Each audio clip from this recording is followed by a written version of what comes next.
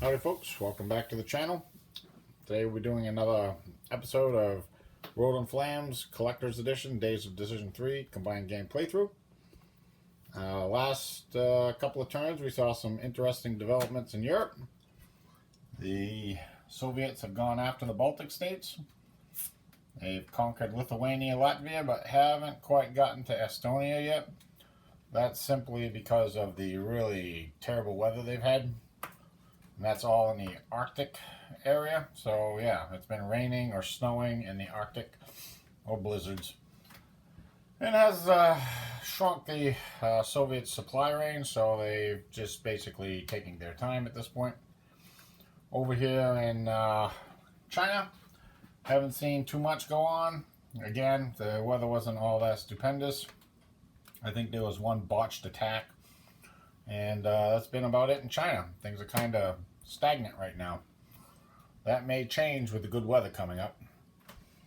Over here on the Western Front, the Germans are still piling up troops. Got a couple troops up there by Denmark. Don't know what, something might happen with that. Alright, so let's go take a look at starting money. And we can go from there. Okay, for starting money for this turn, we have Germany at 3, Japan at -1, Italy at 0, Soviets at 0, Commonwealth at 0, France at 0, USA is at -2, and China is at -4. So I took a look at what the various major powers might want to do for political options this turn, and bid for those major powers. And we got 5 major powers bidding. We got the Soviets bidding 1, we got Germany bidding 2, however Germany's going for 2 options. Italy's bidding 1, the US is bidding 1, and the Commonwealth is bidding 1. So, let's go over, take a look at the initiative position track. Let's see how this is going to pan out. The rest of the markers over to the side here. Okay, we have the Soviets bidding 1. They're going to get a +3, that's 4, so that'll be the highest bid. So the Soviets will be coming in first. We have the Germans bidding 2. They're going to get a +4 from their last turn position. Their last turn first place position. That's a total of 6. However, they're going for 2 options, so that's 3. Italy's bidding 1. They're going to get a +2, that's 3. So that's a tie. So the tie will be broken by the initiative. Or the effectiveness, rather. The Germans are 5, the Italians are 3, so the Germans will break that tie. They will be in second. The Italians will be in third.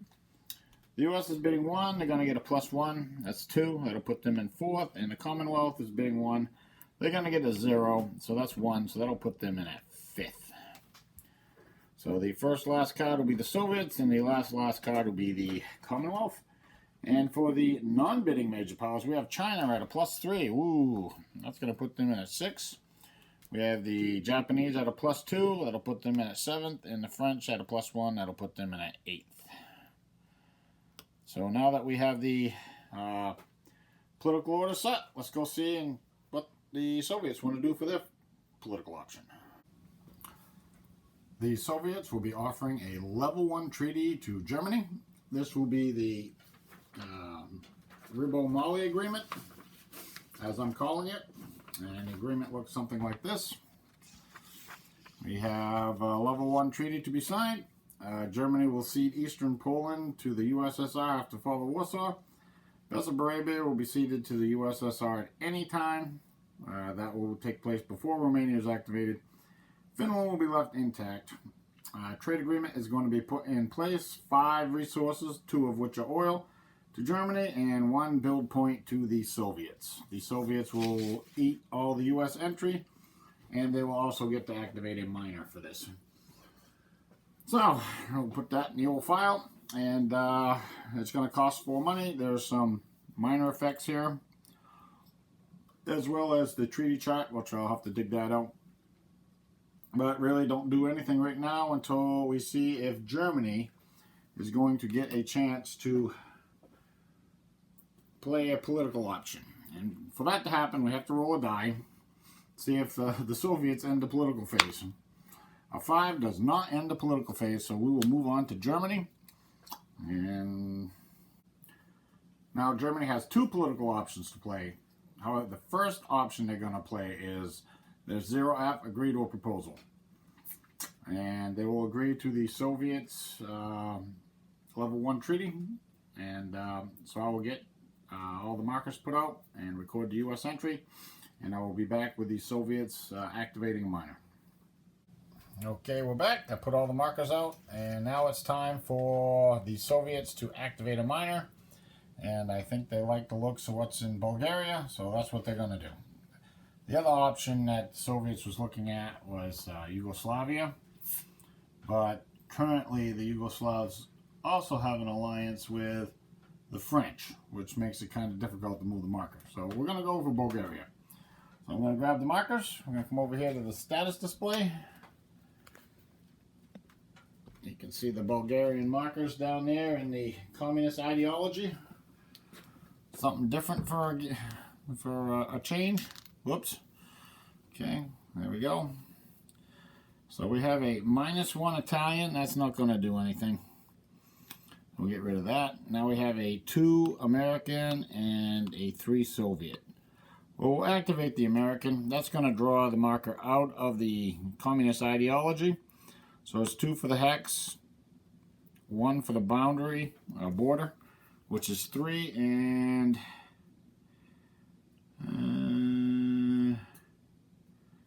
nope, that's it. So it would take 3, so 2 is not enough. It's not going to do it. Now we have 3 Soviet, and the Soviet, normally it's 2 for the hex, 1 for the border, which would be 3, but we're moving towards a major power that can control the miner, and they're not hostile. So it'll actually only take 2 points to get here, but there's not quite enough to get it into the hex with the Soviets. So, but that's okay. The Soviets are kind of good with that. And the last thing that we'll do is Germany to roll to see if she ends the political phase. A 4 does not do it, so we will get a chance to see what Germany's second political option is going to be. Germany's going to go with war. She's going to declare war on Denmark. She has decided that she's just going to put an end to Denmark before general war breaks out on the main continent. And so there's a lot of markers that have to go out. The U.S. entry is going to be a +4. I also have to apply the war chart. So I'm going to do all that, and when I come back, I'll roll to see if Germany ends the political phase, because when you declare war, there's no activating a miner. So I'll be back in a second. Okay, I got all the markers out, and the last thing for Germany to do is roll a die, see if they end the political phase. There has been 2 previous political options played. A 6 does not do it. Next up is the Italians, and the Italians are going to sign a minor economic agreement. And they got to sign this with Greece and get that 1 resource that's in Greece. And there's no U.S. entry. The cost is 4, and it gives a +1 to the a +1 marker into Greece. So the next thing for the Italians to do is to activate a miner. And I think the Italians, really doesn't matter if they activate Greece or not, simply because they have a -1 marker in Greece, which really doesn't mean much of anything. So I think what the Italians are going to do, come over here and scope it out, I think they're going to try to be a spoiler, and they're going to activate Yugoslavia. So I'm going to grab the markers. There's a -2 in Yugoslavia. Now I come over here to the status display. You can see that Yugoslavia is down here next to the Democrat ideology. So we have a -1 French. We have a 5 for the Soviets, and we have a -2 for the Italians. Now Yugoslavia has both an alliance with France and Russia. So it's going to cost an additional 1 moving away from either France or Russia. So I think we're going to be kind of sly here. We're going to activate the Russian one first. Well, actually, we'll activate the French one first. That's a -1, not going to do anything. And then we're going to activate the 5 Russian. I think we can get some good movement out of it. So that's going to drag Yugoslavia off in this direction. So it's going to be a choice, either this hex or this hex. Well, this hex is not further away from the French, so it's only going to cost 2. Then I think we're going to move it to this hex, which is going to be 1 hex further away from the French, which will cost 3. So that's a total of 5. Then we're going to activate the -2 Italian. And that, 1, 2, 3, 4, 5. That's going to push it back into this hex with the Spanish. And I think the Italians are perfectly happy to see Yugoslavia right there. No closer to the French, no closer to the Soviets. Perfect. We like that. So the last thing that the Italians are going to do is they're going to roll a die to see if they end, we're down here now, in the political phase. If not, then the U.S. will be up. So there's been 3 previous political options played, and a 3 does indeed end the political phase. So the United States and the Commonwealth will get bonus bid points for next turn, and then we're going to move on. I'm going to record that, and we'll come back. We'll take a look at reinforcements, roll initiative, and then roll the weather. Okay, for the May-June 1939 turn, let's take a look at reinforcements. We have a Japanese militia. That's the Seoul militia. We have a Nationalist Chinese Cav Corps. We have another Nationalist Chinese Infantry Corps. That's much needed by the Chinese. We have a artillery division for the French. We have a, what is that? A Heinkel bomber for the Germans. Not a bad bomber. It's probably going to go on map, I would assume. We got a pilot for the Germans. And 2 combat air groups for the combat carrier airplanes for the Italians. We have a sub for the Germans. We have 2 battleships coming on for the British. The convoy point for the the Commonwealth. Convoy point for the United States. Convoy point for the Soviets. We have a cruiser, I believe. Yes, a cruiser, the Prince Eugen, going into the construction pool. We have 2 cruisers for the Commonwealth coming out. Yeah, I think that's a battleship for the Commonwealth. The Anson, going in the construction pool. And we have a battleship for the Italians. Oh, no, I'm sorry, a carrier for the Italians, going into the construction pool. So that will do it for reinforcements. I will adjust the London Naval Treaty levels. I don't think it's going to affect anything.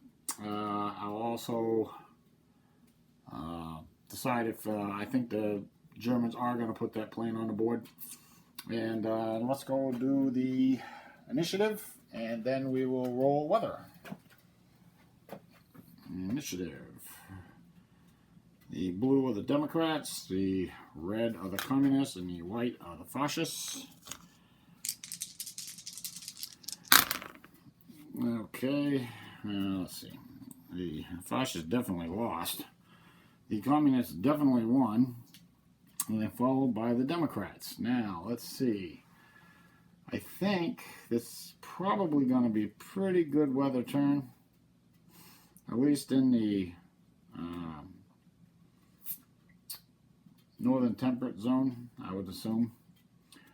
There's like 2 chances to have bad weather. All the rest is fair. So I think the Democrats and the Communists want to go first. And then leave the Fascists to go last. Okay, so we're going to put the Fascists last. And we definitely want to go before them. Now, let's see. Who should move first in China? I think that the communists probably going to move first. I think, looking at the situation, yeah, we want the communists to move first, followed by the Democrats, and the fascists will bring up the tail end. All right, let's roll weather. See what we get for weather. This could be a really important roll, or it could just mean nothing. It's one of those dice rolls. Oh, it's bad weather. Oh, a 1 is really bad weather. There's no modifier to the die roll. A 1 is going to be snow in the Arctic, storm in North Temperate, rain, storm, rain. There's a +2 to the weather roll for next turn. And the impulse marker is going to move up 2. So this might be a pretty quick turn, all in all. And, yeah, that's actually bad for the fascists. But, hey, that's the way it goes. So I'll mark that down and come back. I got to put the reinforcements on the board, and we'll take a look at the first set of impulses. The first set of impulses have done, and the Soviets have conquered the Baltic states because there's no movement penalty and it's snow up there. The fascists have decided, or the Germans have decided, to delay their declaration of war in Denmark. They can wait till any of their impulses to declare war, so they're going to do that. Over here in China, I placed the reinforcements and then nobody moved. Because why would you move in this terrible weather? So that was the end of that. And now we're going to roll weather again. See what we get.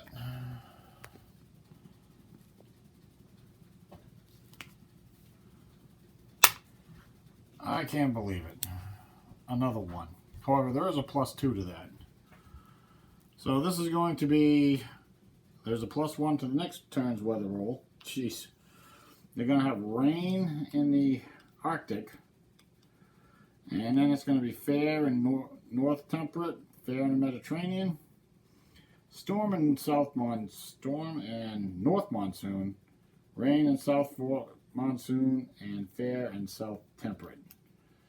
And the impulse marker will move up 1. So I will do the next set of impulses, and I'll come back with a summary. There's probably going to be an attack in China. But we'll be back. I'll be back shortly. Oh, and as a side note, next turn, the July-August turn, I believe it is going to be 2 years war in China. So the Japanese will no longer be restricted by the Peking Bridge limited war incident. For the next set of impulses, we'll start with the communists. The Soviets are making a land claim on Bessarabia. They're not messing around. They're going to claim Bessarabia. So the Germans will have to decide whether or not the Romanians will accept it, and I think they will accept it. It's part of their treaty agreement with the Soviets. That will cost the Soviet 3 money. And U.S. entry is the treaty chart, which is a +4. It places a -5 marker in Romania, but I don't really think that matters at this point. I'll put it in there anyways. Over here, the Soviets used all their land movements before I had realized it. So yeah, I gotta change that. So they're gonna use at least one land movement, put a land unit inside Bessarabia, and the communists are not moving anything. So then we'll move on to the Democrats. I don't really think there might be some shuffling in China here. Right here, I gotta take a look. Is it fair there? No, it doesn't even matter. It's rain down here, so nothing's gonna move down there. The line up here is good, so we're probably gonna move right to the fascists, and I'll be back with that in a second. Okay, the Germans took out Denmark. They got super lucky on the overrunning of the fleet. They managed to capture 2 convoy points and a light cruiser. So good for them. More fodder for the Commonwealth fleet to destroy. Over here in China, we have an attack. It'll be in the North Temperate Zone, of course. it's going to be against the communists. So Japan's going to try it again. First thing up, they got a ground attack against the 2 units in the hex. So we have a 1-4 and a 4-1. So it'll be 2 dice.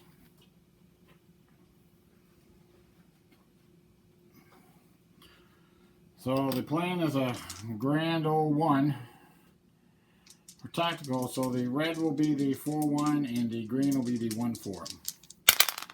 Well, the 4-1 just got flipped. The tactical bomber actually must have cleaned their sights because they hit something. So he'll go home and flip over. And now we got to decide HQ. The Japanese are going to use HQ benefits, so the communists will counter with Mao. So they will cancel each other because they're both 3s. Uzumo is a 3, as you can see. That's a city hex, so cannot use a Blitzkrieg. But we do have a 2-1. And it's going to be a +1 because of the flipped over unit. We'll roll it and we'll see what we get. This will be on the assault table. Alright. Wow. Wow. 2-1. That's a 9, which becomes a 10, which is a cross 2S. That is a tremendously good result for the Japanese, because that's going to blow this hex out right here. Good thing the Chinese have some depth in back there, so those 2 communist Chinese units are dead. Now half the Japanese units have to flip over. And I think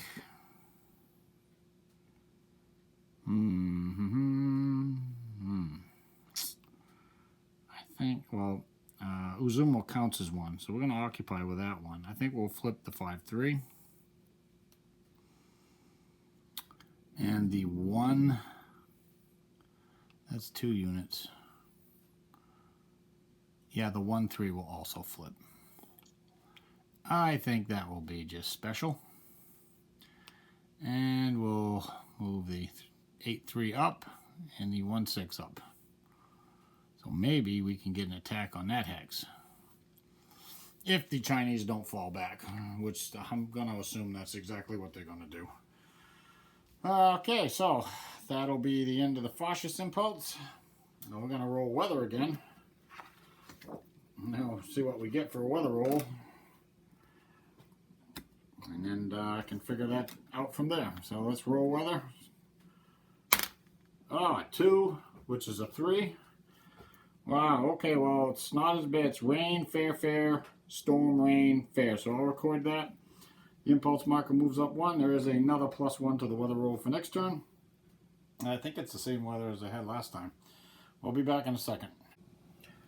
Okay, I rolled through both the communist and Democrat impulses. The communists moved a unit from here, from the Mao hex, back to here, because I figured out with just that lone cavalry unit there, the Japanese could get a 5-1 on them, which would not be a good thing. During the Democrat impulse, the Democrats retreated from this hex to this hex, and that's all they did. They're leaving this hex open, right, because there's actually a lake right there. So the Japanese, right there. So the Japanese can't actually move through that unless they had one of their Marine units up there, which they do not, because both of the Marines are down here. During the fascist impulse, the Germans are moving their units out of Denmark. And over here, we just occupied this hex, and we shuffled 2 other units around, and that's all the Japanese did. They don't have an attack this turn.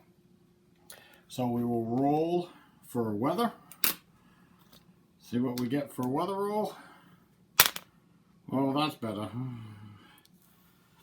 9, which becomes a 10, which is fair weather everywhere, and the impulse marker will move up 1. So I will come back with a summary of the impulses and any attacks if there are any. Okay, we're back in China, and we're back to the fascist impulse. The Democrats, during their impulse, they moved some units around in here, tried to beef up this line somewhat. During the fascist impulse, the Japanese moved 2 units right here. And they also moved a unit right here, so that's 3 units. And they got an attack they're going to try to do here, but first they're going to do bombardment on this hex. So we have a 2-2, so that's going to be 2 against 2 units. So the red die will be the top unit, and the green die will be the bottom unit. See what we get? We got a big 0, so that artillery unit is flipped over. And then the Japanese are going to make a 2-to-1 attack. It's kind of risky. There's no pluses or minuses. It's 23 to 5, which is doubled for being in the mountains, which becomes 10. And that takes into effect the river that some of those Japanese units are going across. So a 1 or a 2 or a 3 or a 4 is actually a really bad result. Let's see what Japan gets. They got a 6. Okay, well, it's not as bad as it. It's a 1-1. So each side loses a unit. Now all the Japanese units are going to be flipped over. They're basically going to put an end to any attacks in this area. So the 1-3 is lost, and the Japanese will lose the 3-3 militia, which is next to a headquarters. And all these Japanese units become flipped over. Yeah, I guess China is just a place where you don't go anywhere as fast. There are 2 Chinese cities that fell this turn, so I'll have to roll for that on U.S. entry. But first, the first thing we got to do is roll to see if the fascists end the turn.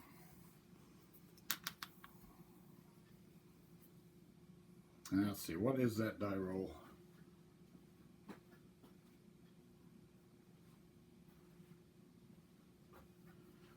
We need a 2. Well, this will definitely do it. The fascists rolled a 1. Oops. Die. Oh, I guess the sheet's coming up a little bit right there. They rolled a 1, so that definitely ends the turn. And we're going to roll for partisans. And then I got to roll for U.S. entry 3 times for Japan. Let's roll for partisans first. That roll is an 8, which is, I don't think, anything. Greece, Spain, Hungary, France, Yugoslavia, Portugal, South America, NEI, or India. So the NEI is not going to be rolled for because it's a neutral country, but India, we can roll for India. Now the Commonwealth has 2 units there. The partisan number is a 5, so anything under a 3, or 3 or under, will give a partisan. And a 5 does not do it, so no partisans for India. That's the end of the partisan thing. And now I got to roll for the 2 cities for U.S. entry. That's a 9 and a 4, so that's going to be +2. It's a +2 and a 0. And for the regular turn, that's a 5, which becomes a 4, which is a 0. So the net effect for U.S. entry for Japan for this turn is going to be +2. For the next turn, I think I will go and do a summary of the U.S. entry current levels. See where we are. Don't quite think we're at the point where the U.S. can do anything yet, but it's just from looking at the numbers, I would say it's starting to get close. Okay, I'm going to be back in a few minutes with production, or a few seconds. Okay, let's take a look at production. For production, the Germans produced 16, started with 14, and they spent 9. They are building 2 subs. Oh no, wait a minute, this is not a sub. They're laying down a battleship, building a sub, laying down a sub, finishing a heavy cruiser and a couple of infantry type units. The Japanese produced 12, started with 11. They got one cadre. And they spent 12. The Musashi's being laid down, or finished. The transport's being finished, a militia unit, and a tactical bomber. The Italians produced 7, started with 6. They are pulling the Andrea Doria out of the repair pool. They are finishing this little carrier, combat air group, and laying down another carrier. Yes. The Soviets produced 8, started with 0 and spent nothing. The Commonwealth produced 12, started with 11 and spent 13. They got finishing the battleship. Tanker, convoy point, laid down 1, 2, 3 cruisers, a fighter, and a infantry corps. The French produced 6, started with 6 and spent 6. An anti-tank unit and an infantry unit. I believe that's the Moroccan infantry unit. The U.S. produced 9, started with 6 and spent 6. Wyoming and Vincennes out of the construction pool and built a convoy point. The Chinese produced 6. They got 1 cadre and 1 Lend-Lease. Started with 2 and spent 4. A Communist Chinese Mountain Army. I think that's a army. No, it's a corps. Mountain Corps. A pretty good one too. So I will get these on the circle, and I think I'm going to upload this turn.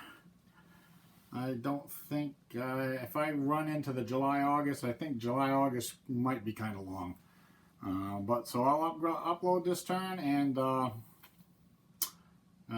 thanks for watching. Like, subscribe. I appreciate all that, and see you next time.